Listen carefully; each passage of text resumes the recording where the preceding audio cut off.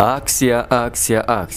Эми бизде мурдагыдан да арзан. Атайын билет баасын болуп көрбөгөндөй эң арзан жана ыңгайлуу кылып койду. 10 мартка билет баасы $1200. Жана эң сооптуу айлардын бири. Алайда ким умра кылса пайгамбар саллаллаху алейхи вассалам менен ажылык кылганын сообу берилген Рамазан айында умра сапарына экинчи ирет жолго чыгабыз. Мындан сырткары сизге ихрам кийими, умра боюнча китептер, сумка, жилет, аялдарга жоолук, замзам суусу бекерге берилет. Жана эми документке деп жүгүрбөйсүз. Баарын өзүбүз бүтүрүп, буйруса сиз көрбөгөн тарыхый жерлердин баарын зыярат кылып келебиз. Сиздер жетектеген илимдүү Дамла Санжар Тыныбек уулу. Байланыш үчүн номер 0773 691 877.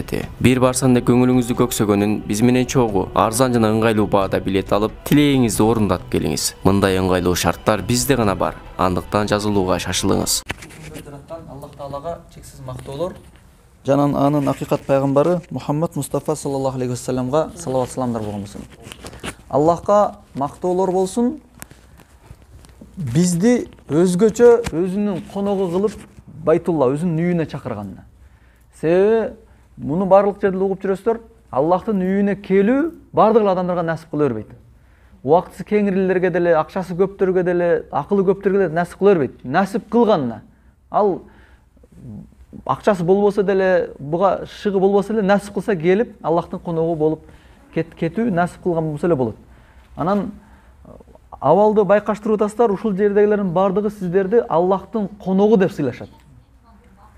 Сиздер Аллахтын коногусуздар, биз дагы ошо Аллахтын коногу болуп келген адамдарга бир аз жол көрсөтүүчү болгонубузга курсанбыз. Биз шүгүр кылайлы. Аллах Таала Куранда айткан: "Ла ин шакартум ла язиданнакум." Эгер силер шүгүр кылган болсоңор, силерге көбөйтүп берем деген. Иншалла шүгүр кылайлы, Аллах Таала дагы көбөйтүп берет. Насип кылса, ажылыкка дагы келебиз иншалла. Биз умраны иншалла шүгүр менен кылсак, Аллах Таала бизге ажылыктыкын жеңил кылып берет. Ажылыкка келгенде башкаларга караганда бир топ оңой болот сиздергечи. Себеби бул жерде жаттап бүткөн болосуздар. Биз уже 2-3 күндө эле канча жерде байкаштырдыңыздар. Биз кеткенге чейин аябай бул жер жат болот дагы, ажылыкка келген убакытта кыйналбайсыздар. Кыргызстандан туруп план коюп баштасыздар. Мен могул жерде могул ибадатка турак басым жасайм, могул жерде могул ибадаттар кылабыз депчи. Анан ажылык жана умранын артыкчылыктарын билесиздер, биз бирөөгүн гана айтабыз. Сөздүн башында ажылык жана умра бул сообу бейиш менен боло турган нерсе. Анан дагы умра жөнүндө пайгамбар саллаллаху алейхи вассалам айткан: умра адамдан кедейликти кетирет жана күнөөлөрдү кетирет. Негизи биздин проблемаларыбыздын эң чоң проблема көйгөйүбүз ушул. Күнөөбүздүн көптүгү, анан проблемалардын көптүгү. Проблема бул дүйнөнүн көйгөйү болсо, мисалы, акча жактан карыздарыбыз көп болот, же болбосо бир жетишсиздик болот, же болбосо бир оору себеп болот, же болбосо дагы бирөөнүн чечилбеген маселе, кыскасы көйгөйлөр бардык ичинде. Ал эми күнөөлөр ахиреттин көйгөйү. Ахиретте барып биз Аллах сактасын, бейишке кире албай калуу коркунучу бар. Умра экөөнүн тең чечет. Пайгамбар саллаллаху алейхи вассалам айткан: умра адамды күнөөлөрүн кетирет жана көйгөйлөрүн кетирет. Ошондуктан илимдүү алымдар бир сөз менен кыскача эле айткан: умрага барган адам бай болот. Бай болуунун биринчи себептеринин бири умра кылуу. Экинчи себептери Аллах Таалагадан көбүрөөк коркуу. Ошондой кылат окшойм да.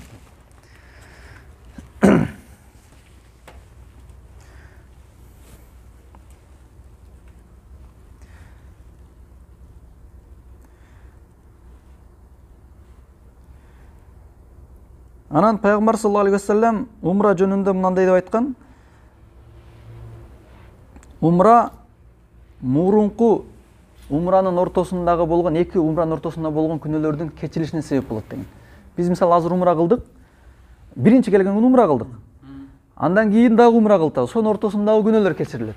Азыр биз быйылкы жыл умра кылдык. Кийинки жыл умра кылган ортодогу бир жылдыктын күнөөлөрү кечирилет. Ошондуктан пайгамбар саллаллаху алейхи вассалам 4 жолу умра кылган өмүрүндө. Бир жолу ажылыгын кылган. Күнөөлөрдүн кечиришине себеп боло турган иштерден бири. Анан экинчиси, жакында Рамазан келе атат. Рамазан тууралуу пайгамбар саллаллаху алейхи вассалам бир аялга мына ушунтип айткан: эмне үчүн Мадинадагы ансарлардан бири айылга айткан да. Дайым пайгамбар саллаллаху алейхи сабагына келип жүрүп суроолор берип аткан аялдарга бирөөсүн айткан, эмне үчүн ажылык кылбадың деп. Пайгамбарыбыз мен ажылык кылганымда барбай калган дегенде үй бүлөлүк көйгөйлөр себепти айткан. Күйөөсү ажылыкка барган пайгамбарыбыз менен бирге, ал үйдөгү үй иштери менен келе албай калган. Мына биздин группадан дагы анча мынчасы бар. Чогуу барайын деп атам, үйдө мал салды караш керек. Кетип калса дагы болбойт да. Ошол себепти келе албагандар бар, же башка көйгөйлөр менен. Ошондой эле проблемалардын бири менен келе албаган. Пайгамбарыбыз ага айткан, сен Рамазанда умра кылгын, сен Рамазанда умра кылган болсоң, мени менен бирге ажылыкты кылгандай сооп болот деген. Иншалла Рамазандагы умра ажылык менен барабар. Мына жердеги умра ажылык барабарындагы. Себеби Аллах Таала Куранда катар менен айткан, атиммул хаджа вал умрата лилла. Ажылык жана умраны Аллахтын ыраазылыгы үчүн аткаргын деген. Анан биз сөздүн башында айтып аткандай эле, ажылык жана умранын кылган сообу бейиш гана деген. Иншалла биз бири-бириңиздерге жакшы карап коюңуздар. Бейиштеги адамдар жаныбызда турат. Сөздү эмеге өтө турган болбосок, биздин суроолорго алып келе турабыз. Бүгүнкү күндүн темасы мындай деген сөз темада кылабыз. Биз Аллах Таала бизге буйруган амалдардын бирөөсүн кылып атабыз, умра амалы. Намаз окуу өзүнчө бир амал болсо, анын кабыл кылышынын шарттары бар да. Орозо өзүнчө бир амал. Ошол сыяктуу эле умра Аллах Тааланын буйруган ибадаты. Анын дагы шарттары бар. Эки шарты бар эң негизгиси. Биринчи шарты сөзсүз түрдө Аллахтын ыраазылыгы үчүн гана болуш керек. Экинчи шарты Аллах буйругандай болуш керек. Бул эки шарты. Эми чукураак токтолобуз. Биринчиси Аллахтын ыраазылыгы үчүн болбосо, бул амал кабыл кылынбайт. Каяк болгон болсо да. Кой мен балдарым барып көбөсең бойт дедил, ошолордун көңүлүн өтө албай келдим десе, бул Аллах Таала кабыл кылбаган амал. Же болбосо мен карасам жоро жолдоштор баары барып келди, мен барбасам уят дей турган болсо, бул да кабыл. Же болбосо мен ажылык барып, мен ажы деген ат конуп коеюн деген болсо да, бул да кабыл. Кыскасы, экинчи бир максат колдонсо, бул кабыл кылынбайт. Ачык эле айтыла турган нерсе. Пайгамбар саллаллаху алейхи айткан, ахафу ма ахафу алейкум аширкул асгар. Мен силерге коркунуч алып келе турган коркунучтардын эң мындай оору бул кичинекей ширк деген. Ошондо сахабалар: "Я Расулуллах, кичинекей ширк эмне?" дегенде, бул ас-сум'a ва рия. Бирөөлөр уксун деген максатта кылуу, бирөөлөр көрсүн деген максатта кылуу. Буга далил: "Ва ма умиру илля ли'абудуллаха мухлисина лахуд-дин." Алар адамдар Аллахтын ыраазылыгы үчүн гана ибадат кылганга буйрулду дейт. Башка максатка ибадат кылганга болбойт. Бул бир. Экинчиси, Аллах буйругандай амал кылыш керек. Умраны мен башкачараак абал кылам. Барып Кабаны 7 жыл айланам, болду. Мен үчүн умра ушул десе, бул кабыл кылынбайт. Же болбосо 7 жыл айланат, мен 22 жыл айланам десе дагы кабыл кылынбайт. Жетиби, жетисин гана кабыл кылат, ашыкчасы ашыкча болот. Ошондуктан мисалга турган болсок, бамдаттын 2 рекет фарз болсо, 20 рекет бамдат окуса, ол адам кабыл болбойт. Сөзсүз Аллах Таала көрсөткөндөй кылыш керек. Ага далил Айша радhiyallahu анха риваят кылат, Пайгамбар саллаллаху алейхи ва саллям айткан: "Ман ахтаса фи амрина ма лайса лаху фа хуа раддун." Кимде ким биздин динибизде жок болгон нерсени пайда кылса, ал кабыл кылынбайт деген. Мына ошо бул куштун эки канаты бар сыяктуу эле, амал кабыл кылыш үчүн биринчиси Аллахтын ыраазылыгы болуш керек, экинчиси Куран, сүннөттө көрсөтүлгөндөй болуш керек. Ол болбосо кабыл кылынбайт. Анан эми маселеге чукурлашабыз. Бирөөлөр Аллахтын ыраазылыгы үчүн кылбай, башка бир көңүл үчүн да кылган окуялар болуп калат да. Эми маселеге токтолобуз. 3 түрдө абал болот. Бир адам, эске аласыздар. Муну акырында суроо кылам, жооп берсеңиздер, ага өзүнчө бир сыйлык даярданат иншалла. Бир адам умрага келгенге чейин бирөөнүн ыраазылыгы үчүн келди. Келип туруп, умраны баштаганда, уже эхрамын кийгенден баштап, жок, Аллах ыраазылыгы үчүн кылайын деп баштады. Биз өткөндө көйөттө айттык го, ким кандай максат менен келатса болду, ушу максатыңарды таштаңыздар дагы, будан буягын Аллахтын ыраазылыгы үчүн кылыңыздар деп. Бияка келгенде уже өзгөрдү. Дагы экинчи бир адам, мунуку башка маселе. Кыргызстандан бери Аллах ыраазылыгы үчүн умра кылып келатат дагы, келип умраны кылганда дагы Аллах ыраазылыгы үчүн эле кылды. Барып кайтып барган малда мактанып баштады. Мен умра кылгам, мен ажылык кылгам деп баштады. Мунун эл көрсүн деп кийин болду амалдан кийин. Дагы бирөөсү бар, келатканда да Аллах ыраазылыгы үчүн келди. Кайтканда дагы эч кандай мактанган жок, Аллах ыраазылыгы үчүн кылдым деп жүрдү. Бирок умраны кылып аткан учурда эл көрсүн үчүн кылды да. Атайын түз эфирлерди кылып, мени көрүп койсун дегендей эмне үчүн. 3 түрдүү абал. Кайсынысынын умрасы болбой калды. Кабыл болбой калды. Сиздерге мындай суроо, кайсынысыныкы оорураак бул жердечи? Үчөө тең, 3 киши тең эл көрсүн кылды. Бирок үчөөнүкү 3 жерде болду. Бирөө башында, бирөө ортосунда, бирөө эң аягында. Эң акырындагысы оорураак, эжелер айткандай. Дагы ар бир адам өз оюн айтса болот. Кимдики оорураак болду? Биз ага лайн ашрактум ла яхбатанна амалук деген аят бар.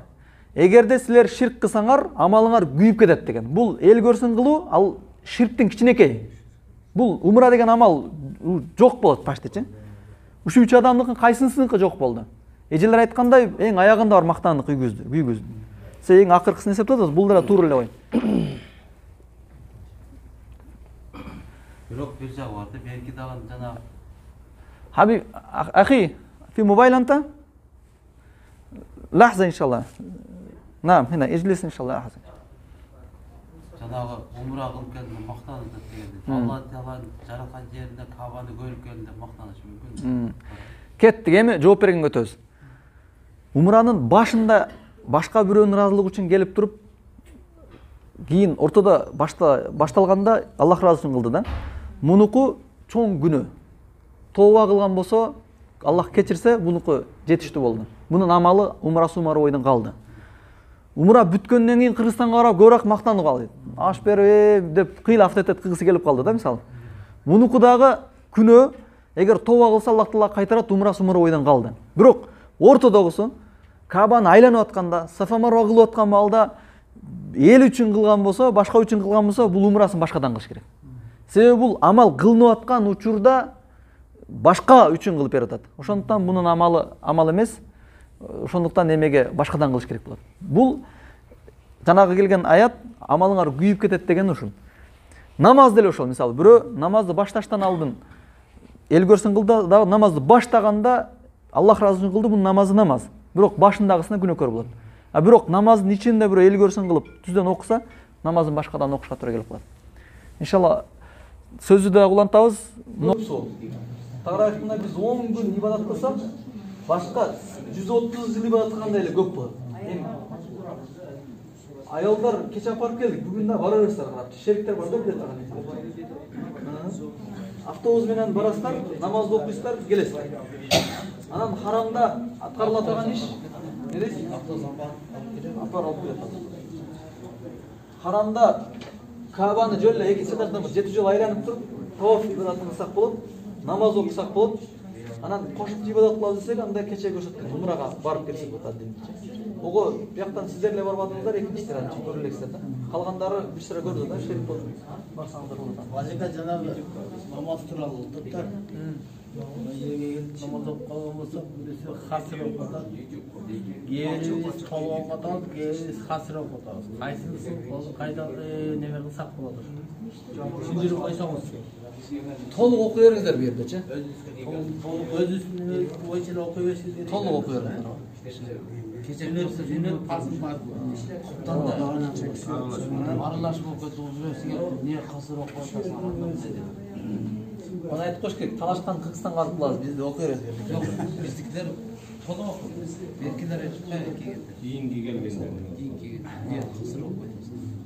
Толук окуй бериңиз. Замла, ошондо жана харамга киргенде зикир кылса 100 000 эсе, кандай ибадат кылса деле 100 000 эсе бар натиже эле? Харамга киргенде келген хадис бар да. Харам мечитинде окулунган намаз, бир окулунган намаз 100 000 эсе көп сооп болот. Анан ошол хадиске кыяс кылып, башка амалдар дагы, мисалы, зикир болобу, башка жакшылык, соо иш болобу, бирде кээде хадия кылып коюп харам үчүн. Ошолордун бардыгы 100 000 эсеге көбөйтүлөт деген кыяс айтылган да. Бирок андык айтылган хадис намазда айтылган. Ошондуктан могул гостиницада өтө кеч калып калсаңыздар эле намаз окуңуздар, болбосо харамга окуңуздар. Damla. Visa ne pasport. Визаңызды алып жүрсеңіз қосамчы. Ооба. Күлчүңүз бара жатыр. Анан мынол жерде колдон келишинче убакытты айрыкча эжелер сиздер мынол гостиницада көп убакыт өткөрбөңүздөр. Колдон келишинче харам мешитине барып намаз окуп келиңиздер, таваф кылыңыздар. Анан ажаталарга айтайын, эртең эжелер ибадатка киришип кеткенден кийин бизден өткөрөт. Биздикилер бир харамга бир күн, 2 күн, 3 күн барса, бияк 5 жол бара турган болот. Муну ар бир группадан байкаштырып. Ибадатта Аллах Тааланын айткан "Фастабикул хайрат", жакшылык иштерде жарыш кыла дейт. Биз Кыргызстанда жумуш кылып жүрдүк, мисалы, саардан кечке тынбай элек. Бул жакка келгенде биздин жумушубуз ибадат. Кетирген убактыбызга, кыйналганыбызга биз соо алып кетишип, ошого жараша аракет кылайын. Гостиницага колдон келишинче уктаган эле келейли. Душка түшкөн уктаган, башка малда харамда жашайбыз. Жада калсам могул тамак ашын деле атай папирка этилбеген да ошол себептен. Барып тоюна турган болсо ошол мешиттин атыраны тоюнуп кайра мешитте жүрөрсүң депчи. Анан кимде ким курсак тамакты, мисалы алып келген тамактар, продуктылар түгөп, бул жерде тамак сатып алам дей турган болсо, мынол гостиницанын эле бул лифтте R деген англисче жазылып турат. Биздеги яны тетриси. Ошону бассаңыздар лифтке чыгат. Ресторанга түшөсүздөр, R деген ресторан деген. Турат. Ал жерде 15 реал менен киресиздер, дагы калашынча тоюнуп кетерсиздер. 2 порс, 3 порс, 10 порс десе да болот. Бир киргенден кийин калашынча алырсыздар, шведский стол алып. Пешинден кийин обед, шамдан кийин кечки тамак. Бамдаттан саат 8-ден 10га чейин завтрак алып. Завтрагын биз онча сунуш беребиз, тамактар анча деле эмес экен, бирок пешимден кийинки обед менен кечки саябай жакшы болот. Тамагын тандап эме кылырсыздар, көчтөн алып, күрүчтөн алып, салаттары бар. Анан башка бул сааттарга туура келбей калса жабылып калат да. Сыртка чыгып, оң жакка чыгып, онда чыккан эле гостиница. Оң тарап, оңго бурулсаңыздар, өй тарапта Бухари деген ашкана бар. Түнүгүн ачык. Онун жолунда супермаркет бар. Ичинде бир суу, бир салам десеңиздер, сатып алсаңыздар болот. Харамга барган жолду барыңыздар эле үйрөнүңүздөр окшойт да. Дамыла bir кошумча. Мен сізге қосымша айтып қойдым да. Мынау жердің тамағына онша жауаптыра бересіңдер. Сөй дегенде бердің тамағы ше, мында бұл суық екен да. Ошо мына жерде біз түге алып бір күнші болып түстіріп қойдық. Мына жерде бір ашқана бар екен. Лағыманғылар екен, мантығылар екен, ұйғырлар бар екен. Ошо мен танышыңыздар, ошо отырыңыздар. Bir tane söz var şeyler. O da жақсы tamam. Ақсақалдар бар екен, математикті жақтырбайсың. Суын арашып береді. Мына өзі су өзі су, жам-жам су. Бұл тамақ, ыстық тамақ болса, көрақ ішесің. Мына жердің тамағына қойдық екен, біз білбей ақша төлеп алыптық burada. Сізге айтып қоймақшымын. Лағман бар екен, манты бар екен, аш бар екен, ұйғырлар екен. Ошо мен сөз алыңыздар. Bizden bilmedik. Bize bu türlü koyuyoruz da. Bunu şişe dedi. Sıttıra, sıttıra. Эки вариант бар буга чын. Эде туугандар бар. Тамакты алып келип, ошо мантылагыма өз үйүнөн алып келип заказ кылып.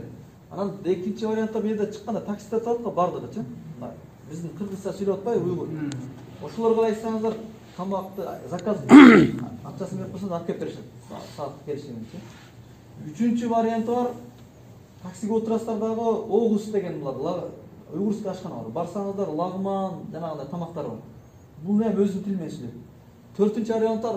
Эч кимге айтпай эле чыгып туруп пешком бассаңдар мында оң тарапкачы Бухари деген ашкана бар. Кыскасы курсактын айласы көп деген. Бул өтө важный болгондуктан муну айта беребиз да. Качан келип, мен курсам тойбойт да дейт. Эптештир дегенди айтып беребиз. Муну гостиницаныкын айтканыбыз сиздердин убактыңыздар кетирбей турган вариант. Az кетип алып лифти басып эле тайчайсыздар өтүп кетесиздер да. Эң убакыт албай турган нерсеси ушул. Анан тойбой калса, мына акам айткандай Аллах разы болсун. Экинчи, үчүнчү вариантты кылабыз да. Камалдин деген акалар бар, тамакты алып келип берет биз заказлаганда. Экинчиси бар, мына таксилерге айтсаңыздар баягы. Себеби бул Камалдин акалар айтканда бир 20-30 порсту бир алып келет, анан түшкүлө такталып болуп калат да. Таксиге түшкөндөр 5-6 порсту айтсаңыздар өзү мындай клиент алып келет, алып келет. Кээде бир тамак тоюнан десеңиздер, таксилерге отурсаңыздар 10 реалга апарып коет. чай ичип кайра 10 деген жакын келсин. Анан домла биз кече Кабан жанындагы этаж үйгө кирдик экен, магазиндер бар экен. Экинчи, үчүнчү этажында столовый бар экен. Айда аш бар экен, тоок эти бар экен, кой эти, лагман барды бар экен. Кыргызча айтат экен, мынча реал деп, ашкабак тамак деди, күрүч тамак деп сүйлөйт экен. Бул 5-чи вариант. 5-чи. Саат минаранын астынан өтүп атабыз го. Ошонун эле саат минарасына кирсеңиздер алдынан баягы кара мешиттен чыгып элечи. Кирип туруп бир аташ көтөрсөңүздөр, кофе бар, ашкана бар. Мындай куртай жерлер, эми арзан эле. Барып заказ кылып жейсиз. Шаурма бар. Анан биздин көбүнчө бияка умрачылар ар жактан келгенде дүйнөнүн ар жагынан.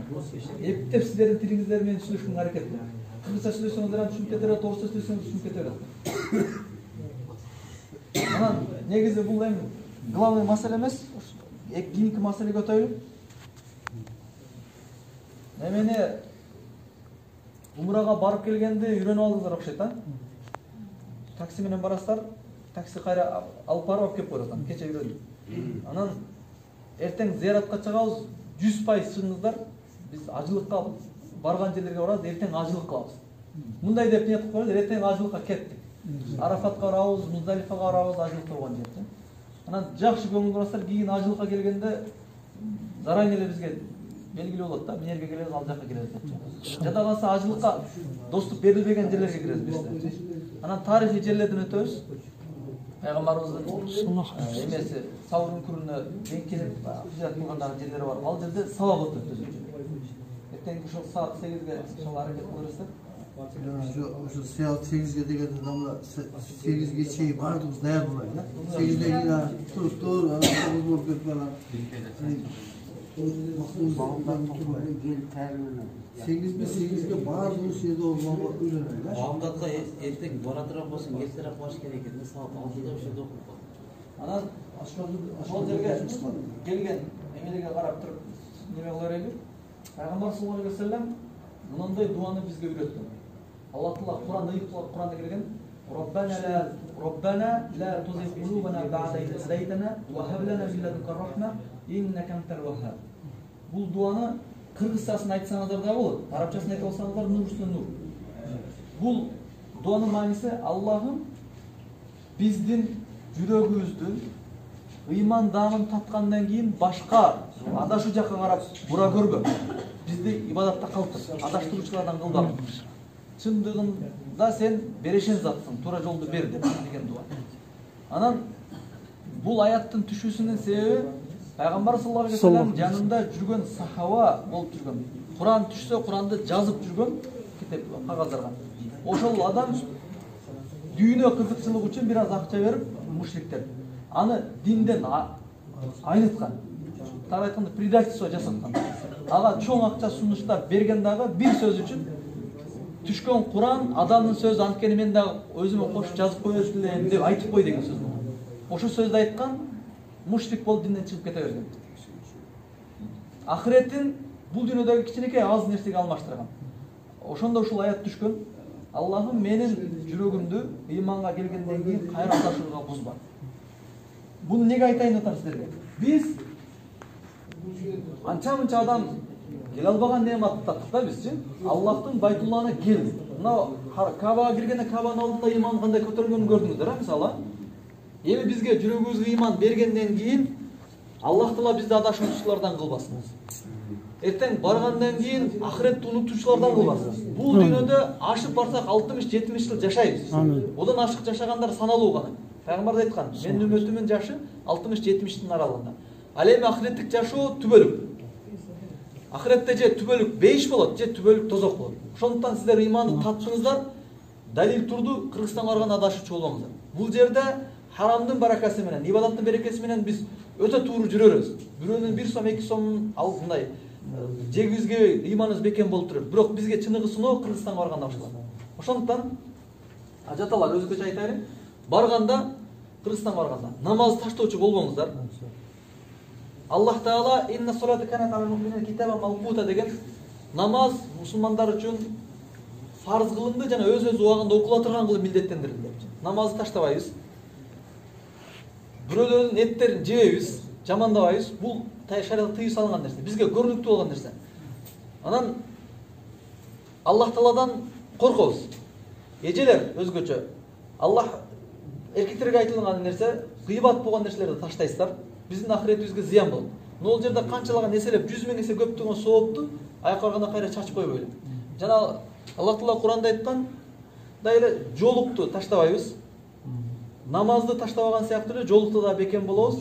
Анткени Аллах Таала аял кишилерге өзгөчө өзүнүн сулуулуктарын жашырып жүргөнгө буйрулган. Бир гана ошол зарылчылык менен көрсөтүлгөн иллама Аллаху алейхи дейт, баягы жүзү, колдун баягы билекке чейинки жерлери ачык болгонго уруксат берилген. Өзгөчө эжелер сиздерге ошол нерсе суранып, ушул бойдон ибадатта калыңыздар. Эркек кишилер өзгөчө Пайгамбар саллаллаху алейхи айткан нерсени кылайлы. Мойнуңуздар алган аманатты бекем алыңыздар, кыяматта чыгыңыздар. Анан кийинки айтыла турган нерсе мынау харамга келген учурда замзам суу тууганда. Көптөгөн хадистер бар, билесиздер, ким кайсы максатты ишсе, Аллах Таала ошол максатында берет. Замзам суу шифа. Кээ бир адамдарыбыздын оорулары болсо, сиз шифа кылып ниет кылыңыздар, Аллах Таала шифа берет. Муну көбүрөөк алышат. Анан Пайгамбар айткан хадис бар. Тадау мардакум би садака. Ооруларды садака менен дарылагыла деген. Бул жерде биз умрага келгенде сарптаган акчабыз, убактыбыз, кыйынчылыгыбыз дагы садаканын катарында. Ушун себебинен дагы айткандар бар. Ою оорунун түшү менен дарылап атасыздар. Жада калса ушундай адамдар көргөнбүз. Сахарный диабет менен окугандар, рак болуп ооругандар умрадан барганда айыгып кеткен.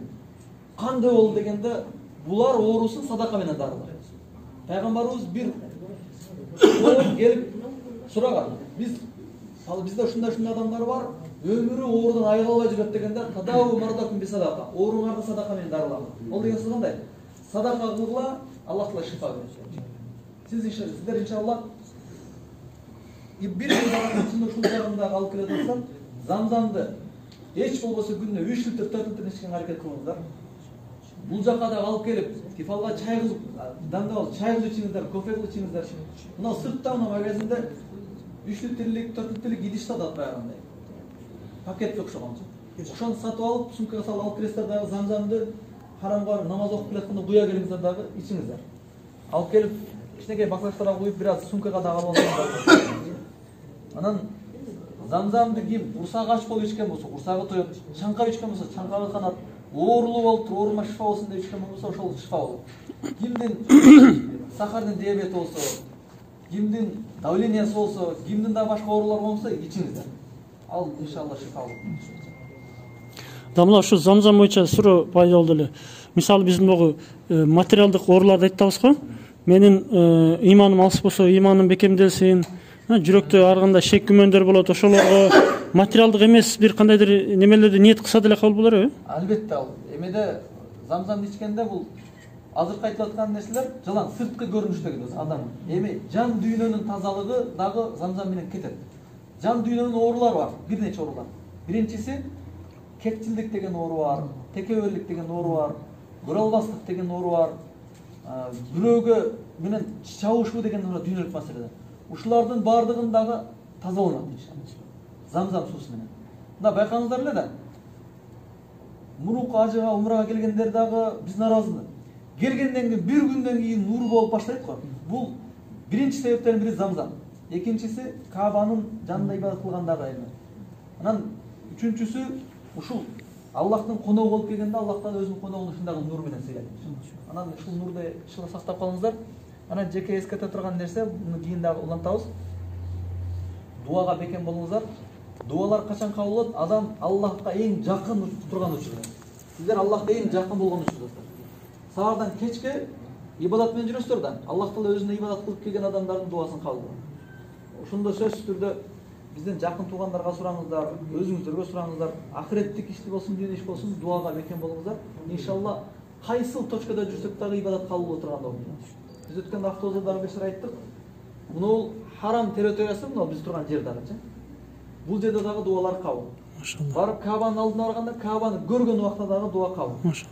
Таваф кылып аткан убагында дагы дуа кабыл болуп турган. Алхамдулилlah. Ушул жерде дуа кылса.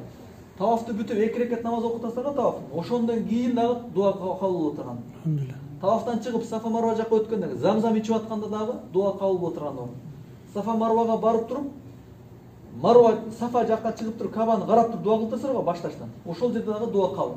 Жана Сафа Марвада басып аткандағы дуа қабыл, анын ичинен дагы жашыл чырактын тушунда чуркап атасыздар го. Чуркаган жердеги дуалар да кабыл. Иншалла муну мүмкүнчүлүктөрдү иншалла колдон чыгарбаңыздар. Бул Пайгамбар саллаллаху алейхи ва саллямдын өсияты. Пайгамбар саллаллаху алейхи ва саллям бизди ушул нерсеге шыктандырган. Иншалла калган сабактарды иншалла келесиге дагы калтырсак болот. Азыр суроолор болсо суроолорго берсеңиздер болот. Анан Тамла, дуа маселеси боюнча көбүнчө ошол ата-энебиз жакындарыбызга көбүнчө эмнени биринчи орунда эмнелер сурашыбыз керек дуада? Биринчи немеде? Эң биринчи суралына турган нерсе Пайгамбар саллаллаху алейхи ва саллям сураган дуаны сурайт. Пайгамбар Роббана атина фид дунья хасана ва фил ахирати хасана ва кина азабан. Жалпылап сураган. Аллахым мага бул дүйнөдө жакшылыктарын берген, жана ахиретте да жакшылыктар берген, тозак азабынан сактагын. Ата-энеге, туугандарга бардыгы ушуну сурайбыз. Анан экинчиси Пайгамбардын экинчи дагы дуаны кылган. Аллахым менин дүйнөмө жакшыртып берген, анткени биз бул дүйнөдө жашап атабыз. Аллахым ахиретиме жакшы кылып берген, ахиретке биз кайтып барабыз. Ушинтип ахиреттин дүйнөсүн кошо сурашыбыз өтө зарыл. Анткени ахиретти эле сурап дүйнөнү таштап койсок, дүйнөдө көйгөйлөр көп. Дүйнөнүн көйгөйү бизди динен эме мокотуп коюшу мүмкүн, чыгарып коюшу мүмкүн. Дүйнөнү дагы сурайбыз, ахиретти сурайбыз. Жада Аллах Таала пендеси сурабай койсо жаман көрөт. Биз Аллахтан сурабай койсок, Аллах Таала бизди жаман көрөт. Сурайлы, Аллах Таала бизди сүйөт. Ал эми башка Аллахтан башка нерселер махлуктар, адамдар сураса жаман көрөт. Сурабай койсо жакшы көрөт, ал тез-тез да. Ал эми Аллах Таала сураган пендесин жакшы көрөт иншалла. Ар бирин сурайлы. Автобус кичтен кеч калып келсем, Аллахтан сурай берер. Аллахым мен бул жерде убактым кепке кетпесин, харамга тезирээк барайын. Ушул ибадат кылайын. Бул ибадат эсептелип кете берет иншалла. Оруза карамасаңыз? Demeni ihramga daha giriş için ve kılıçları şunu aytıp oldu. Эхрамга кириш үчүн үйдөн эхрам гусул аласыздар. İlk çeşitli. Азыр ушу турушта да, азыр ким умра кылам десем, комнатаңыздан чыгасыздар дагы гусул аласыздар, эхрам кийимдерди кийесиздер. Ылдый түшөсүздөр дагы, бул таксилерге айтасыздар. Айша мечитине алып барып, кайра харамга алып барып коесуң депчи. Айша мечитине алып барганда таксилер туруп турат да, кирип ошол чек харамдын бүткөн чеги да, хил деп коет. Айша радыйаллаху анха ошол жерде харамга кирген. Кирип ошо Айша мечитинде 2 рекат намаз окуп туруп, андан кийин мен умра кылыш үчүн ниет кылдым деп туруп, лаббайк Аллахумма лаббайк деп ушу менен ихрамга кирди. Анан такси менен кирип харамга уже кирип ибадат кылып кетерет иншалла. Ал жагы ибадат эми белгилүү да. Ихрам жууштун кереги жок белки. Ихрам кийим жууштун кереги жок. Эгер кир болуп калса же бир нажас тийип калган болсо жууңуз да. Болбосо кетке чейин иншалла Bekleme boyutu kaydı. договорга жараша. Өзү ар бир адамга 5 реалга барыш, 5 реалга харамга таштап коюшка договор 10 реал. 4 адам болсо 40 реал берет. Алар бул жерден алып барат да, Айша мечитине алып барат, күтүп турат, намаз окуйсуз, чыккандан кийин кайра харамга таштап коет. Каласаңыздар арзаныраак сүйлөштүрүп, мына кайра гостиницага алып келип кой десеңиздер болот. Гостиницадан автобуска отуруп кетебиз. Эми түз айдасаңыздар убакыттан утасыздар. Тамла неме? Бирде азыр ушул жерге келдик, бир 10 күн, 14 күн ошондо эң жакшы ибадат ошондо кайсы болот ошондо эң мындай көбүрөөк ошону кылсак? Эң жакшы ибадат туугандар.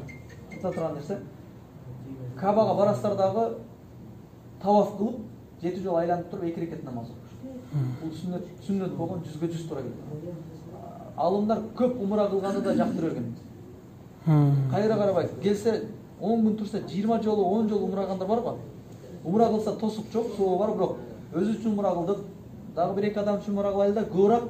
Мисалы пешим саат 12ден 20 өткөндө болсо, сиздер 11де барыңыздар дагы экинчи этаж ачылды азырчы. Экинчи этажга чыгып, алысыраак бирок айланыңыз да, 7 жолу айланып, тавафты бүтүрүңүздөр, намаз окуңуздар, пешимди окуп, эмне. Пешимдегинде дагы бир тавафты бүтүрүп келиңиздер. Жосун асырды окуп калып. Ушул эң көп соо. Умра неге жактырылган эмес дегени?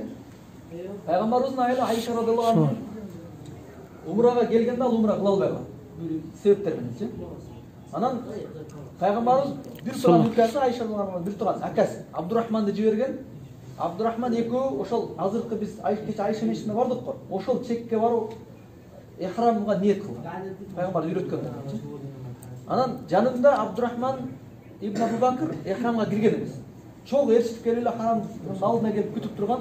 Айша радыйаллаху анха өзү кирип 7 жолу айланып, Сафа Марва кылып чыккан. Эгерде умра кайра повторный кылыш көбүрөөк суук болгондо Абдурахман деле чогуу мен дагы бир сыра эхрама кирейин демек да. Сол себептен көп умрадан караганда көп таваф жакта. Тавафты сахабалар көп кылган. Саардан кечке кылса да болот.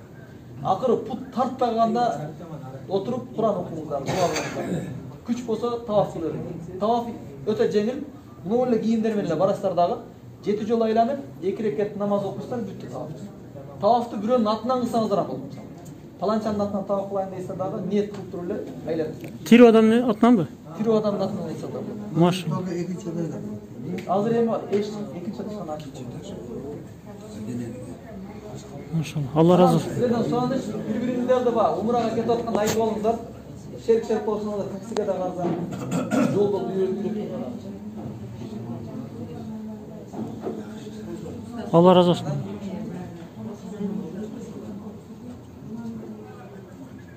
Қаза намаздардан қарағанда нафил намаздарды көре оқымайды жаңа.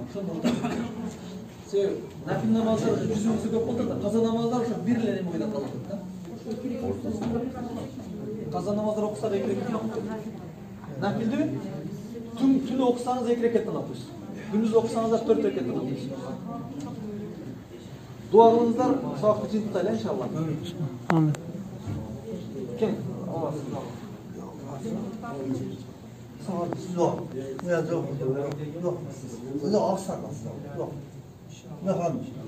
Amin. Allahümme Rabbena atina fid dunya haseneten ve fil ahireti haseneten ve qina azabannar. Rabbena la tuzigh qulubana ba'da idh hadaytana wa hab lana min ladunka rahmatan innaka antal wahhab. اللهم تقبل منا انك انت السميع العليم وتوب علينا يوم مولانا انك انت التواب الرحيم. Amin. ربنا اغفر لنا ولاخواننا الذين سبقونا بالايمان ولا تجعل في قلوبنا غلا للذين امنوا ربنا انك رؤوف رحيم برحمتك. Amin. Allahu ekber. Allah razı olsun. Oğuzlarga elini sala turgan önce sınıfta kala turamiz soң ne oldu? Jigitlerge kayır öresler. Bizim tilde sürekli. Ana aldı saat 11 oldu. Haramga aydangızlar. Namaza keyme жетишесиздер. Avtobus менен барып, уже 2-нчи этажга чыгып, бир кызга күрүп тавап кылганга да жетишесиздер. Күн сайын саат 14-нче саат.